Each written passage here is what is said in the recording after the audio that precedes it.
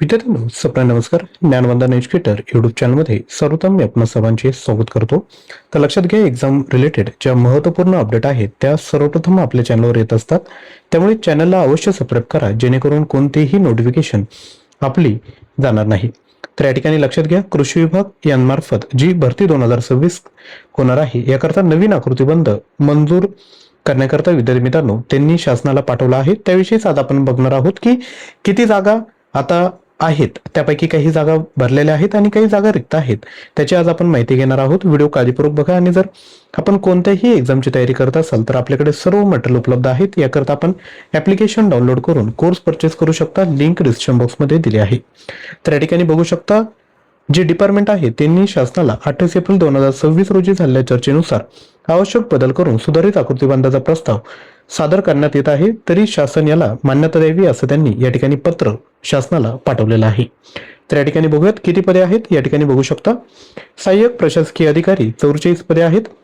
त्यानंतर गट ब कृषी अधिकारी 1652 जागा आहेत. कनिष्ठ अभियंता 8, कृषी पर्यवेक्षक 2726 जागा आहेत. कृषी सहाय्यकाच्या 11599 जागा, अधीक्षकाच्या 93 जागा, सहाय्यक अधीक्षक 404 जागा, वरिष्ठ लिपिक 883 जागा, कनिष्ठ लिपिक 2056 जागा, लघुलेखक 18, लघुलेखक निम्न श्रेणी 73 आणि लघु टंकलेखक 74 जागा या ठिकाणी आहेत.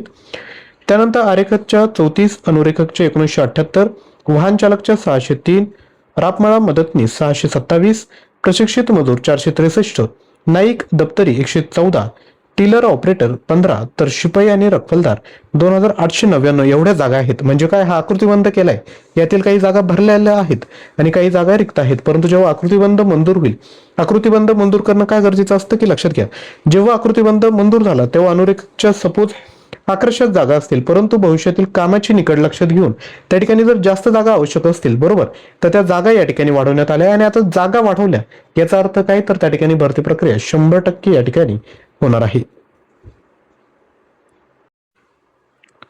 तर भरती प्रक्रिया ही तर होणारच आहे. परंतु आपण जर कोणत्याही एक्झामची तयारी करत असाल तर एक्झामचा पॅटर्न आपल्याला माहित आहे की परीक्षेत स्थापन ज्ञानवर प्रश्न असतात. त्यानंतर मराठी व्याकरण, इंग्लिश ग्रामर आणि ऍप्टिट्यूड यावर प्रश्न विचारले जातात. यावरच आपण 18,000 प्लस प्रश्न तयार केले. तर TCS आणि IBPS याचे देखील प्रश्न तुम्हाला प्रोव्हाइड करत आहोत. सोबत सराव प्रश्नपत्रिका आहेत, फुल लेंथ टेस्ट आहे, 300 ऑनलाईन टेस्ट देखील प्रोव्हाइड करत आहोत.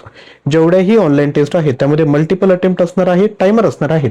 त्यामुळे आपण पर्टिक्युलर एक्झामची तयारी करत असाल तर त्याचेही मटेरियल आपल्याकडे उपलब्ध आहे. जसं की आदिवासी विकास विभाग असू दे, त्यानंतर छत्रपती संभाजीनगर महानगरपालिका असू दे, नवी मुंबई आयुक्त परीक्षा असू दे, किंवा इतरही सर्व परीक्षांचं मटेरियल आपलं जे ऍप्लिकेशन आहे ज्ञानवंदन एज्युकेटर त्यावर उपलब्ध आहेत.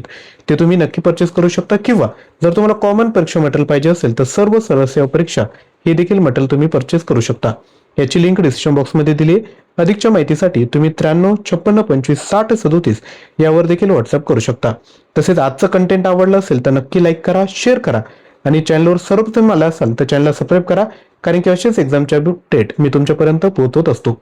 तसेच आपला जो टेलिग्राम ग्रुप आहे ज्ञानवंदन एज्युकेटर त्याला देखील जॉईन करा. त्यावर आजचा जो आकृतीबंध आहे तो त्या ठिकाणी अपलोड केला जाईल. थँक्यू.